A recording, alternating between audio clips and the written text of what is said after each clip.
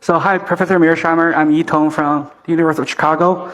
The main difference between your view and Professor Yan is that China's behavior after becoming a regional hegemon, right? You argue that China, once it's free to roam, is going to behave similarly with the U.S., causing all the troubles in the Western Hemisphere. But Professor Yan believes if China follows a leadership-driven, a humane authority or Wangdao, the case will be different. And in the U.S. case, being free to roam is heavily influenced by the foreign policy establishment or the blob. In the China case, would you think the result of being free to roam differs if the Chinese political system prevent the emergence of a foreign policy establishment? Yeah, this is one of the points that Professor Yan raised that I wanted to engage him on. And so let me say a few words and then I can turn it over to him. If you remember, he said that China, a powerful China, would not threaten the survival of the United States. And his point was that it would limit America's influence around the world. And I agree with him that it would limit America's influence around the world. I have no disagreement there. But I do think that if China became a regional hegemon, it would become a threat to America's survival. That the United States would then view China as an existential threat. And it's because of what this gentleman described as the freedom to roam. And let me just say a word about this for those of you who haven't heard me articulate this argument. If you're a regional hegemon, that means you have no threats of any consequence in your own region. You are then free to roam all over the planet. Have you ever asked yourself, why is the United States roaming all over the place, interfering in the politics of every country on the planet? It's because it's free to roam. It has no threats in the Western Hemisphere. So it can deploy its military forces all over the planet.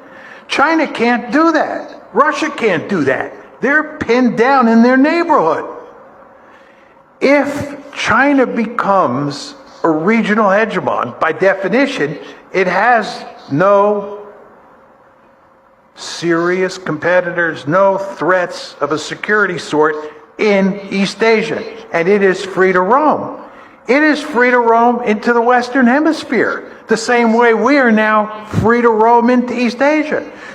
All the Chinese in the audience understand that we, the Americans, are in your face. You understand that. We are in your face. We are right up against your border. We are running aircraft and naval ships up and down your coastline. We have ground forces in East Asia. You do not like this. Vladimir Putin did not want Ukraine to be in NATO. He viewed it as an existential threat. You don't want another great power right next door to you.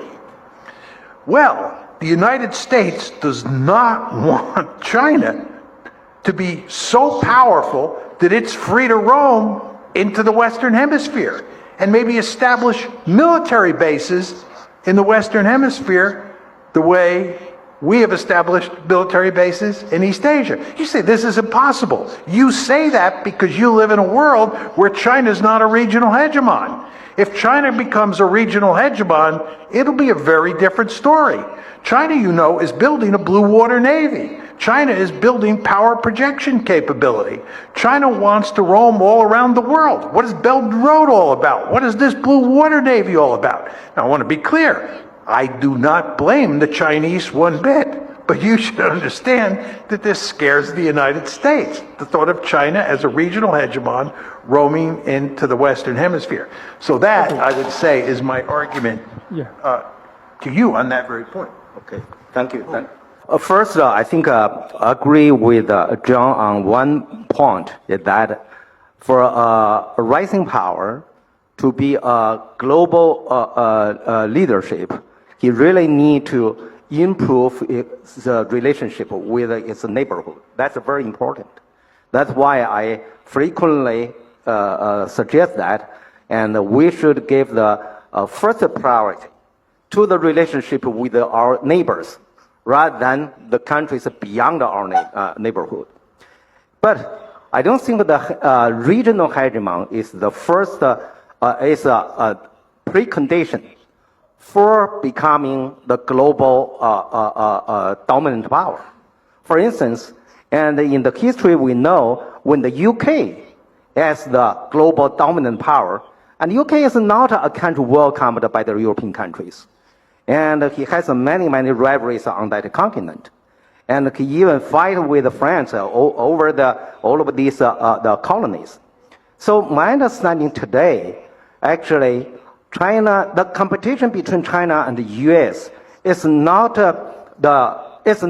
what territories you can occupy, who can occupy more territories, who can control more territories, like the 19th century or the 18th century. Now the key issue is that who can provide more advanced, sophisticated, but cheaper digital technology to the world. And so then if you can provide that kind of products and technology to the world, and then you will have more followers because everyone's selfish for more economic benefit for their security. For their own national security, they need more cheaper and more sophisticated technologies. So in that way, come to the question about whether China will become the regional hegemon or not. I don't think China will become the regional hegemon because hegemon in Chinese is really a very negative term. It means you bully your neighbors, right? So actually in China, I think China should consider create or establish a friendship neighborhood and as the priority of his foreign policy. Okay. May I ask a question here? Because as Professor Yan just mentioned, in Chinese, hegemon or hegemony has quite different understanding compared with in the Western context. But here, do you agree with John that China want to dominate this region, want to push U.S. out of this region? Okay. Well, first, I think two questions. First is the definition about the hegemon. Actually, before Mengzi and the 300 BC, and hegemon, ba, in Chinese is not a negative term. It just refers to a kind of system of leadership. It had nothing to do with bad leadership or good leadership. But after Mengzi, when Mengzi said that the hegemon is bad, it looks good, but actually is bad in nature, and is based on power to bullying others, and ba becomes a negative term in China. I know even in the Western society, in the ancient time, the hegemon is a neutral term, and maybe even positive, refer to a kind of a system of leadership. But gradually, this concept becomes a negative term. For instance, and after the Cold War, and American scholars use a benign hegemon. What do you mean, benign hegemon? They know the hegemon is not good, but where a kind of hegemon is not that bad, so benign hegemon. Now recently, and even I think Harris used the term, and the U.S. will benign then, it's a hegemon, but it's a benign, something like that. So now from understanding, hegemon is already become a negative term and universally. Second come the question, and whether China want to push U.S. out of this region. I don't think China want to put U.S. out of this region. China really want to put U.S. military capability and to further distance from China's border. And now the U.S. military presence is too close, and they patrol along the China's border. That's for Chinese to feel, hey, you peer into my window every day. I cannot accept that. So China says, if you keep a comfortable distance, that's fine. So I think that's maybe that too much concern. China will push U.S. out of this region. No. And also China now still want U.S. investor as much as possible in China. And China do not want to resist America's economic influence in this region. And China needs the Americans' capital and for this country's economic development. So I think that it's a little bit simplified to pushing the U.S. out of this region. John have two fingers, right? Yeah. I would just say, I do believe that President Yan and almost all of the Chinese elites, despite what they say, are interested in making sure that China pushes the United States far away from East Asia. And number two, I believe they all want China to be, by far, the most powerful state in the region. They want it to dominate all its neighbors militarily. That doesn't mean they want to conquer them or coerce them to do X, Y, or Z. It just means that they want China to be very powerful. And again, they want the United States gone. I don't blame them one bit. But all I would say is that is completely consistent with my theory.